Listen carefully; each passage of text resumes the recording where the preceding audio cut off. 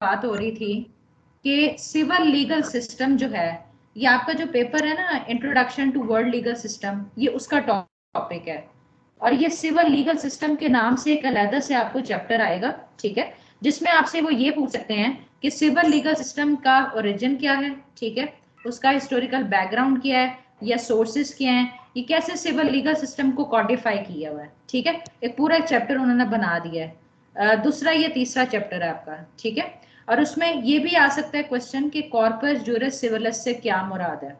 तो ये 5-6 क्वेश्चंस को मैंने एक ही हैंडआउट में से कंपाइल किया है। सबसे पहले हम डायग्रामेटिकल रिप्रेजेंटेशन के जरिए देखेंगे कि सिविल लीगल सिस्टम जो आज हमारे पास मौजूद है वो किस तरह से डेवलप हुआ है, ठीक है। अब आप स्क्रीन पे देख सकते हैं कि सबसे पहले एरो में मैंने ये मेंशन किया है कि ये सिविल लीगल सिस्टम बेसिकली जो रोमन का कदीम कानून है वहां से ये डिराइव हुआ है, जिसे रोमैनो जर्मैनिक लीगल सिस्टम भी कहा जाता है, ठीक है। सिविल लीगल सिस्टम लातीनी लफ्ज जस सिविले से निकला है और ये कंप्रीहेंसिव सिस्टम है रूल्स एंड प्रिंसिपल्स का। ये वेल ऑर्गेनाइज सिस्टम है और इसमें इस सिस्टम में खासियत है कि ये अडेप्टेबल है और ये हमारे पास प्राइमरी लेजिस्लेटिव सिस्टम के सूरत में मौजूद है। और ये क्लियरली ये बता रहा है कि क्या राइट्स एंड ड्यूटीज हैं सिटीजन्स के हवाले से, ठीक है।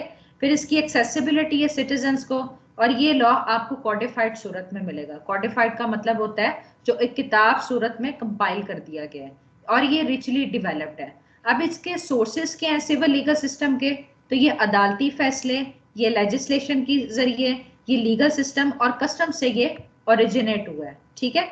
तो ये हमने अभी तक ये देख लिया कि सिविल लीगल सिस्टम को कहा क्या जाता है, इसके क्या प्रिंसिपल्स हैं, फीचर्स क्या हैं और इसके सोर्सेस कौन से हैं। तो अब हम सिविल लीगल सिस्टम की एवोल्यूशन की बात करते हैं कि ये कॉन्सेप्ट डिवेलप कैसे होता है। तो शुरू में जो हमारे पास रोमन लीगल सिस्टम की शवाहिद मिलते हैं उसमें सबसे पहले जिक्र आता है हम्मुराबी कोड का, ठीक है। हम्मुराबी एक बेबलोनियन सिविलाइजेशन थी कदीम जमाने में रोम में, और उनके ये बादशाह थे, ठीक है। इन्होंने कोड ऑफ हम्मुराबी को कंपाइल करवाया था, और ये सेकंड पॉइंट आप देख सकते हैं कि ये 282 रूल्स पर मुश्तमिल एक लॉ बना दिया गया है जिसमें स्टैंडर्ड्स बता दिए गए हैं कि कमर्शियली अगर आप एक्टिविटीज करना चाह रहे हैं तो उसके कौन से सूलों को आपको फॉलो करना पड़ेगा, ठीक है। इसके अलावा इसमें फाइन्स का कॉन्सेप्ट, पनिशमेंट का कॉन्सेप्ट है ताकि जस्टिस की रिक्वायरमेंट्स को फुलफिल किया जा सके।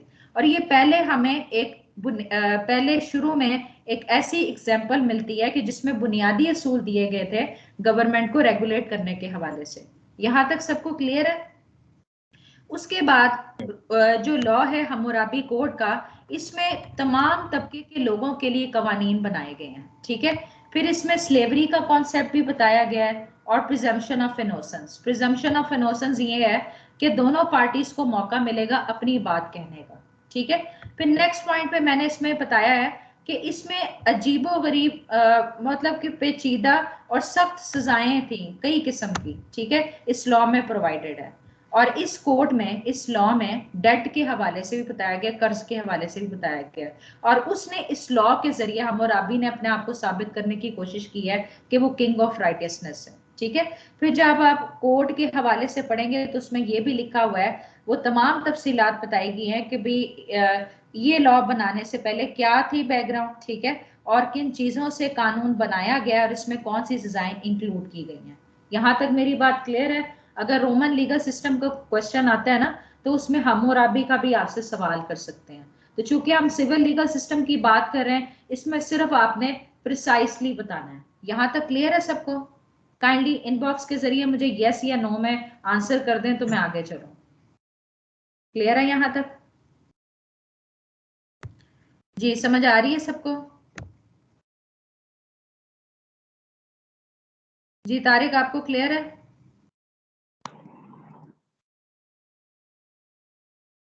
तारिक काइंडली मैसेज पे ना बताते जाएं कि आपको समझ आ रही कि नहीं आ रही। अच्छा, अभी हमने कॉडिफिकेशन में सबसे पहले हम्मुराबी कोड के बारे में ब्रीफली हमने देख लिया। उसके बाद हम्मुराबी के अलावा लॉ ऑफ 12 टेबल्स भी आता है। लॉ ऑफ 12 टेबल्स 12 सतूनों पर लिखा गया था 451 और 450 और 451 के दौर में, ठीक है। और इसमें एक न्यू अप्रोच का इंट्रोड्यूस किया गया था कि जिसमें ये बताया गया था कि इक्वली ट्रीट किया जाएगा तमाम सिटीजन्स को, ठीक है। तो इसमें गवर्नमेंट को रेगुलेट करने के हवाले से लॉ का कॉन्सेप्ट मिलता है। अच्छा, अब इसकी तैयारी के सिलसिले में 451 BCE में एक कमेटी बनाई गई थी जिसका नाम था डिसेंबरी। दिसंबरी पर एक तो लोगों का प्रेशर भी था और उन्हें एक काम सौंपा गया कि आपने ना एक लॉ कंपाइल करना है, ठीक है, जिसमें आपने ऑर्डिनरी लोगों का भी ख्याल रखना है। उस टाइम पे जो ऑर्डिनरी जो मामूली से जो अवाम जो आते थे वो प्लेबियंस कहलाते थे, ठीक है, और जो असरो रसूख रखते थे वो पैट्रिशियंस कहलाते थे। तो इसमें ये कहा गया कि आपने प्लेबियंस के इसमें उनके इंटरेस्ट का भी ख्याल रखना है, ठीक है, और प्रेशर को रिड्यूस करना है जो एरिस्टोक्रेट्स या पैट्रिशियन उस टाइम दबाव डालते थे ऑर्डिनरी लोगों पर, ठीक है। अब इसकी जो प्रेपरेशन की हवाले से जो रिस्पॉन्सिबिलिटी दी गई थी, इसके लिए 3 लोगों का वफद भेजा गया था एथेंस में, और उन्हें ये काम सौंपा गया कि वहां पर जो मशहूर कानूनदान है ना सोलोन, उनके कवानीन की आपने स्टडी करनी है, ठीक है। फिर उनमें मजीद आगे 10 लोगों को जो कि पैट्रिशियंस में से थे उनको काउंसलर पावर दे दी गई थी और उन्हें परमिट किया गया था कि आप ऐसे भी कवानीन भी बना सकते हैं जो कि वक्त की जरूरत के तहत बहुत जरूरी हैं। यहां तक क्लियर है सबको, समझ आ रही है? अच्छा, उसके बाद कोड ऑफ हम्मुराबी और लॉ ऑफ 12 टेबल्स के बाद हम देखते हैं कॉर्पस जुरिस सिविलिस के हवाले से।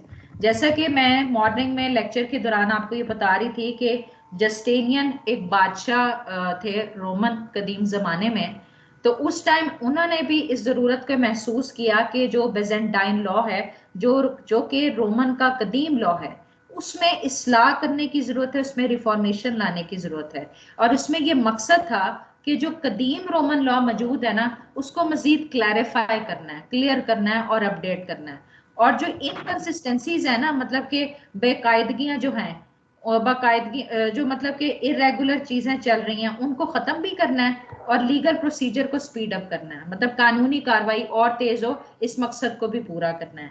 फिर जितने भी बादशाह जो गुजरे हैं उनके जो फरमान थे उनको कंपाइल भी करना था, और जो एक्सपर्ट ओपिनियंस थी मुख्तलिफ टॉपिक्स के हवाले से उनको भी इसमें कंपाइलेशन में लेकर आना था। फिर सजाएं भी बताई गई मखसूस जुराइम के हवाले से, जैसे कि मैरिज के हवाले से या इनहेरिटेंस ऑफ द प्रॉपर्टी के हवाले से। तो इसमें कॉर्पस जुरिस सिविलिस में ये तमाम चीजें कंपाइल कर दी गई, ठीक है। कॉर्पस का मतलब होता है वजूद, ठीक है, कोई मवाद ठोस फॉर्म में जो आपको मिले। जुरिस का मतलब लॉ होता है, सिविलिस का मतलब है सिविल, मतलब कि सिविल लॉ के हवाले से जो लॉ कंपाइल कर दिया गया है हम उसे कॉर्पस जुरिस सिविलिस कहते हैं, ठीक है। अब ये 4 हिस्सों पर मुश्तमिल है, ये इनके नाम है digest, institutes, Justinian code and the novels. अब जो डाइजेस्ट है वो दिसंबर 533 CE में इसको इशू किया गया था, जो कि लीगल ओपिनियंस की कलेक्शन थी, जो कि उस टाइम के जो कानूनदान थे ना उन्होंने अपनी जो राय वगैरह दी थी वो इसमें कंपाइल कर दी गई इस हिस्से में, ठीक है। फिर इंस्टीट्यूट जो है ना एक हैंडबुक थी कॉडेक्स और डाइजेस्टम के हवाले से, ताकि जो लॉ स्टूडेंट्स हैं उनको हेल्प हो सके, ताकि वो बेहतर तरीके से उसको समझ सकें और उसको अप्लाई कर सकें, ठीक है।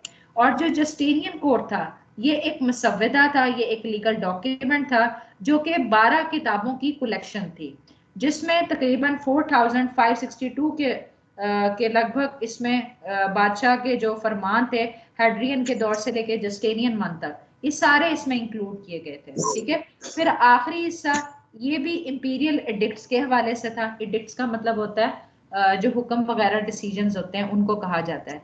जस्टिनियन ने 534 से 565 CE के दौरान जो भी अपने हुक्म फरमान जारी किए थे वो ज्यादातर इसमें ग्रीक की लैंग्वेज इस्तेमाल हुई थी, ठीक है। तो ये 4 हिस्सों पर मुश्तमिल कॉर्पस जुरिस सिविलिस को कंपाइल किया गया था। यहां तक मेरी बात समझ आ रही है? तारिक आपको क्लियर हो रहा है? बाकी सबको क्लियर हो रहा है? जी जी मैम। अच्छा मैम, अच्छा ये जी, एक सवाल उसके था बाद कि हम देखते हैं कि हैंडआउट में मैंने जिक्र किया था कि कैनन लॉ पे भी इसका काफी असरो रसूख है रोमन लॉ का। कैनन लॉ क्या है? जो कि रिलीजियस लॉ है ना कैथोलिक चर्च का, उसको कैनन लॉ भी कहते हैं, ठीक है। तो उस टाइम पे आपको पता है कि रिलीजियस लॉ को बहुत ज्यादा अहमियत दी गई थी, लेकिन जब रोमन लॉ डेवलप होना शुरू हुआ है तो वहां के रिलीजियस लॉ में रोमन लीगल सिस्टम का इम्पैक्ट भी नजर आता है। ठीक है, उसके बाद हम देखते हैं कि जब यूरोपियन कंट्रीज में Roman legal system further develop हुआ है तो उसमें ये भी देखने को आया कि वहाँ के जो लोकल कस्टम्स थे उन्होंने भी as a source of law अपना किरदार अदा किया। ठीक है, फिर 18वीं सदी में ये डिजायर उन्होंने सामने ख्वाहिश का इजहार किया कि लॉ को ना सिस्टमैटिक कर देना चाहिए ताकि कॉम्प्रिहेंसिव सिस्टमैटिक लीगल कोड्स को बनाया जा सके। मतलब वो ये चाह रहे थे कि कानून को एक किताब की शक्ल दे देनी चाहिए, एक प्रॉपर लॉ बनना चाहिए। तो एग्जांपल्स में मैंने ये लिख दिया, जैसे कि ऑस्ट्रिया का 1786 का कानून है। ठीक है, फिर आगे सिविल कोड ऑफ 1811, फिर प्रशिया का जो टेरिटोरियल कोड है 1794 का, और उसके बाद फ्रांस सिविल कोड है जो कि नेपोलियनिक कोड भी कहलाता है 1804 का। ठीक है, उसके बाद हम देखते हैं कि 19वीं सेंचुरी के आखिर में जब जर्मनी ताकत में आए थे और उन्होंने अपने लीगल सिस्टम को भी फर्दर डेवलप कर दिया, और बाद में ये जो जर्मन सिविल कोड था ये बुनियाद बना दूसरे ममालिक, दूसरे रियासतों के कानून के हवाले से, जिनमें साउथ कोरिया, जापान, चाइना भी आता है। तो इस तरह से आप देख सकते हैं कि civil legal system different continents में किस तरह से ये फैला है, कि रोमन से होता हुआ इसमें कैनन लॉ डेवलप हुआ है, किस तरह से लॉ कॉडिफाई हुआ है, और आज हमारे पास ये हर स्टेट में ये अवेलेबल है। हाँ जी, क्लियर हुआ है आपको? तो ये लीगल रिप्रेजेंटेशन थी। ये इस तरह से अटेम्प्ट नहीं करना, ये जस्ट आपकी अंडरस्टैंडिंग के लिए मैंने इसे डायग्रामेटिकल रिप्रेजेंटेशन की सूरत में इसको एक्सप्लेन किया। ठीक है, असल जो ये हैंड आउट है, जैसे कि आप स्क्रीन पे देख सकते हैं कि मैंने इस क्वेश्चन में ओरिजिन, हिस्टोरिकल बैकग्राउंड और sources of civil legal system include कर लिया है। इंट्रोडक्शन में मैंने ये बताया कि ये कॉन्टिनेंटल लीगल सिस्टम भी कहलाता है, इसे रोमानो जर्मेनिक लीगल सिस्टम भी कहते हैं, और ऑलमोस्ट ये 60% ऑफ द लीगल सिस्टम दुनिया का कवर करता है।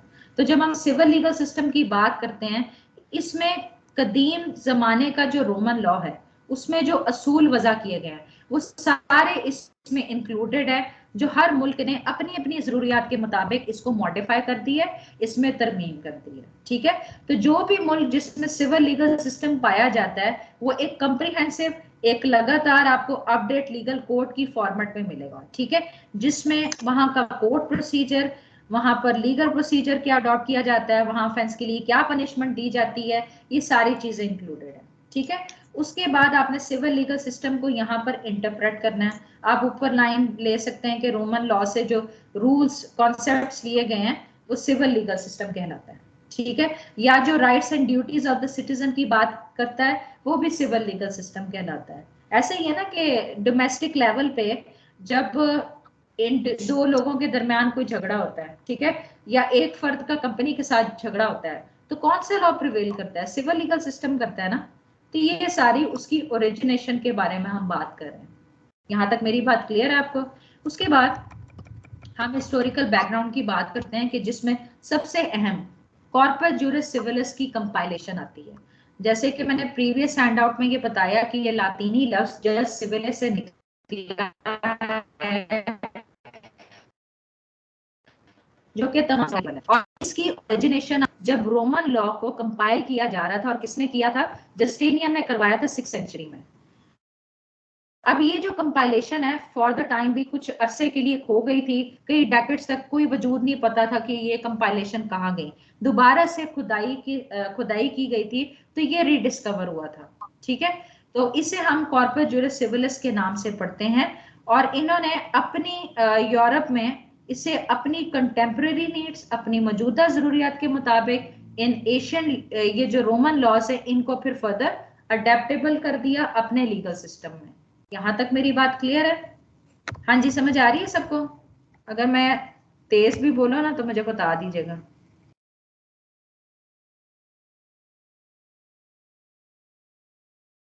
हाँ जी जी, क्लियर हो रहा है? जी मैम, क्लियर। क्या ये समझ आ रही है? जी मैम, आ रही है। अच्छा, तारिक आपको समझ आ रही है? जैन आपको समझ जी आ मैम। रही है? तेज तो नहीं बोल रही मैं? नो मैम, अच्छा, क्लियर। अभी तक इसमें हमने कंपाइलेशन ऑफ कॉर्पस जुरिस सिविलिस देखा, फिर उसके बाद मैंने आपको डायग्रामेटिकल रिप्रेजेंटेशन में बताया था कि कैनन लॉ पे भी इसका असर मिलता है। तो जो मेडिवल स्कॉलर्स थे, मेडिवल स्कॉलर्स जो पहले कदीम जमाने के जो उलमा हजरात थे ना, कैथोलिक चर्च लॉ से रिलेटेड, या जिसे कैनन लॉ भी कहा जाता है, तो इस पर भी काफी असर पाया गया रोमन लॉ की वजह से। ठीक है, तो उन्होंने क्या किया कि चर्च के निज़ाम को रेगुलेट करने के लिए जो लॉ वो रेगुलेट उन्होंने किया था ना, उसकी सारी बुनियादें उन्होंने रोमन लॉ से ली थी। ठीक है, फिर उसके बाद आप देखते हैं कि जो मेडिवल सिविल लॉ ट्रेडिशन है, शुरू का कदीम सिविल लॉ सिस्टम है, उसकी एवोल्यूशन मजीद बढ़ी, ये मजीद कॉन्सेप्ट डेवलप हुआ जब यूरोपियन लीगल डेवलपमेंट स्टार्ट हो गई। तो जब यूरोप में ये प्रैक्टिस में आया तो वहां पर ये देखा गया कि वहां पर जो कस्टम्स एंड ट्रेडिशंस राइट्स थे वो भी as a source of law consider किया जाता था।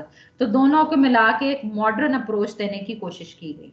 ठीक है, फिर उसके बाद आप आगे देख सकते हैं कि 18th सेंचुरी में जो उस टाइम के हुक्मरान थे और जो कानूनदान थे, उन्होंने इस डिजायर का उन्होंने ख्वाहिश जाहिर की कि लॉ को ना आप रैशनलाइज वे में कंप्रीहेंसिव फॉर्म में लीगल कोड की सूरत में उसे कंपाइल करके ना लॉ बनाए। ठीक है, जिनमें ये एग्जांपल्स के तौर पे मैंने पहले भी मेंशन कर दिया है, ऑस्ट्रिया का जो लॉ है, फिर सिविल कोड है, आगे प्रशिया का जो लॉ है, फ्रांस सिविल कोड है, ये सारी उसी की एक मॉडर्न मॉडल्स हैं सिविल लीगल सिस्टम की। ठीक है, फिर उसके बाद हमने ये भी देख लिया कि 19th सेंचुरी के आखिर में जब जर्मन अख्तियारात उन्हें मिल गए थे तो उनका लीगल सिस्टम भी फिर डेवलप हुआ। फिर यही जर्मन सिविल कोड आपको दूसरे ममालिक में मिलना शुरू हो गया, मतलब कि साउथ कोरिया में, जापान में, चाइना में, इसी की बेस पे उन्होंने अपने लीगल सिस्टम की बुनियाद रखी। ठीक है, तो क्वेश्चन अब ये है, अगर मजीद वो पूछते हैं तो आप इसमें बताएंगे ना कि सिविल लॉ होता क्या है। ये कंप्रीहेंसिव सिस्टम है रूल्स एंड रेगुलेशंस का, और ये इजीली एक्सेसिबल बनाया गया है सिटीजन्स के लिए। ये एक वेल ऑर्गेनाइज सिस्टम है, ये अडेप्टेबल सिस्टम है, और प्राइमरी लेजिस्लेटिव सिस्टम की बुनियादें इसमें मिलती हैं। फिर फर्दर अगर उसमें कोई तशरीह वगैरह की जरूरत है तो जजेस अपने फैसलों के जरिए उसकी इंटरप्रिटेशन का काम भी करते हैं। ठीक है, उसके बाद इसके सेलिएंट फीचर्स क्या हैं। इसमें सेलिएंट फीचर्स यही आते हैं ना कि राइट्स एंड ड्यूटीज एक्सप्रेस कर दी गए हैं, सारे सिटीजन्स को इसकी एक्सेसिबिलिटी दे दी गई है, ये कॉडिफाइड में आपको मिलेगा, किताब की सूरत में मिलेगा, और इसमें एडवांस डिस्क्लोजर दिया गया रूल्स एंड रेगुलेशंस का। ठीक है, उसके बाद ये रिचली डेवलप्ड सिस्टम है जिसमें आपको लेजिस्लेचर जुडिशरी के जो मुख्तलिफ नजरियात हैं उनकी झलक भी आपको मिलेगी। उसके बाद सोर्सेस की बात करते हैं तो judicial decisions, legislation, legal writing, customs, ये तमाम इसके सोर्सेज हैं सिविल लीगल सिस्टम के। ठीक है, उसके बाद evolution of codification in civil legal system में हमने पहले पढ़ा था, मैं इसको इधर ब्रीफली डिस्कस करूंगी क्योंकि ऑलरेडी मैं डिस्कस कर चुकी हूँ कि हम्मुराबी जो बेबीलोनियन सिविलाइजेशन का बादशाह था, उसने जो लॉ कंपाइल करवाया उसमें उसने डिफरेंट लिस्ट प्रोवाइड करती थी सिविल और क्रिमिनल रॉन्ग्स के हवाले से, और उसमें पनिशमेंट भी प्रिस्क्राइब थी। ठीक है, उसके बाद लॉ ऑफ 12 टेबल्स भी बना 12 सतूनों पर जो लिखा गया था।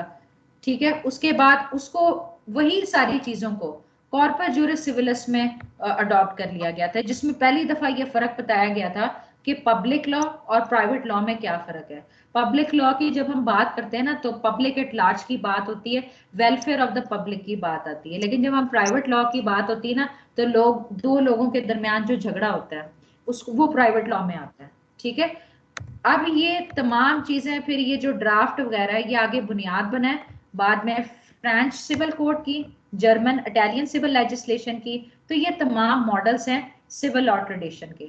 अच्छा, ये सारी कॉडिफिकेशन के बाद जब जर्मन ने हमला किया था रोमन एम्पायर पे, तो उसकी वजह से जो रोमन एम्पायर थी वो बिखर गई थी, तो उस टाइम पे आपको जर्मैनिक लॉज का इन्फ्लुएंस भी मिलेगा। उसके बाद कमर्शियल रेवोल्यूशन भी आया, दोबारा से जो कमर्शियल एक्टिविटीज हैं वो रिवाइव हो गई। ठीक है, फिर फ्रेंच कोड नेपोलियन भी अडॉप्ट हुआ, ये 18 से 19th सेंचुरी का वाकया है। क्लियर हो रहा है सबको। उसके बाद कॉर्पस जुरिस सिविलिस, वो पहले भी हमने इसमें डिस्कस कर लिया है कि ये मेजर रिफॉर्म लाई गई थी बिजेंटाइन लॉ में। बिजेंटाइन लॉ क्या है? जो रोमन लॉ का कदीम कानून है। ठीक है, अब इसमें जो अडेप्टेबिलिटी लाई गई है इस कानून के तहत दी गई है, इसमें फिर डिफरेंट जो क्राइम्स हैं उनको एलैबोरेट किया गया है, साथ उसकी पनिशमेंट भी बता दी गई है, और ये 4 हिस्सों की कंपाइलेशन है, जैसे कि ये डाइजेस्ट है, इंस्टीट्यूट है, जस्टिनियन कोड है और नॉवेल्स हैं। सही है। उसके बाद आपने, अगर ये अलहदा से क्वेश्चन आएगा तो आपने इसका जुडिशियल एक्सपोजिशन भी लिखना है, हिस्टोरिकल बैकग्राउंड भी बताना है। हिस्टोरिकल बैकग्राउंड जरा डिस्कस कर लेते हैं। अच्छा, जब जस्टिनियन बादशाह बने थे तो उन्होंने भी ये फील किया कि कानूनी निज़ाम को ना रिफॉर्म लाने की ज़रूरत है। तो उन्होंने अपने टाइम पे जो ऑफिशियल एक ऑफिसर थे त्रिबोनियन, उनको ये काम सौंपा। ठीक है, इस प्रोजेक्ट को उन्होंने कॉर्पस जुरिस सिविलिस का नाम दिया और इसे जस्टिनियन कोड भी कहा जाता है। और ये 4 हिस्सों पर मुश्तमिल है, जैसे कि ऊपर हम बात कर चुके हैं। ठीक है, और इसमें आपको मजहबी कानून, जो उस टाइम का मजहबी कानून था, उसकी झलक भी आपको मिलती है। ठीक है, फिर इनका जो वफद गया था एथेंस में स्टडी करना है, सोलोन का जो कानून था, ठीक है, उसको स्टडी करके अफराद को मुख्तस किया गया था कि भाई आपने इसकी कंपाइलेशन करनी है। ठीक है, तो ये भी आप इसमें फिर इसको देख लीजिएगा, इसकी रिकॉर्डिंग भी मौजूद है, मैं आपको सेपरेटली भेज दूंगी। और ये 4 हिस्सों में जो जो इंपॉर्टेंट चीजें हैं ना, वो डायग्राम की सूरत में मैंने आपको ऑलरेडी बता दी हैं। ठीक है, इसलिए हम अब आगे चलते हैं। अगर ना क्लियर हो तो मेरे से पूछ लीजिएगा। अच्छा, कोड ऑफ हम्मुराबी के बारे में भी आपको क्लियर है ना, कि ओल्ड बेबलोनियन जो पीरियड था उसमें ये सबसे लॉन्गेस्ट सर्वाइविंग एक टेक्स्ट के तौर पे रहा है, जिसमें बुनियादी कवानीन पाए जाते हैं उस टाइम पे कि गवर्नमेंट को कैसे रेगुलेट करना था। इसमें प्रिजम्पशन ऑफ इनोसेंस भी पाया जाता है। कहने का मतलब ये है कि दोनों को मौका मिलेगा अपनी अपनी बात कहने के लिए। ठीक है, तो हिस्टोरिकल बैकग्राउंड में आप ये देख सकते हैं कि उस टाइम पे जो मेसोपोटामिया, जिसे आज के दौर में इराक कहा जाता है, पूरा इलाका इसकी जेर हुकूमत में था। तो इसने अपनी हुकूमत को फैलाने के लिए भी ना ये कानून बनाया था। ये 282 रूल्स पर मुश्तमिल, इसमें स्टैंडर्ड्स बताए गए थे कमर्शियल इंटरेक्शन के, और पनिशमेंट्स प्रिस्क्राइब की गई थी, और एक बहुत बड़ा काला पत्थर था उसके ऊपर ये तराशा गया था, जो कि बाद में लूट लिया गया था, दोबारा से ये रीडिस्कवर हुआ था 1901 में। ठीक है, अब कोड ऑफ लॉ में क्या चीजें थी ये आप देख सकते हैं कि ये इन हिस्सों में इसको तकसीम कर दिया गया था। प्रोलॉग में तो पहले प्रीएम्बल बताया गया। प्रीएम्बल का मतलब होता है कि बेसिक पर्पस बताया गया है कि ये लॉ क्यों बना रहे हैं। ठीक है, फिर इसमें लीगल प्रोसीजर भी शामिल है, हाउस होल्ड लॉज भी शामिल है, slavery, trade and business, religion and epilogue. ठीक है, तो इसको आप देख लीजिएगा कि सारा कुछ इसको बहुत शॉर्ट करके ना, और इसके ये जो इम्पोर्टेंट फीचर्स हैं ये ऑलरेडी मैंने डायग्राम में ये सारी चीजें मेंशन कर दी थी। जी, आप बताएं, आपको क्लियर हुआ है? हाँ जी, आप मुझे बताएं।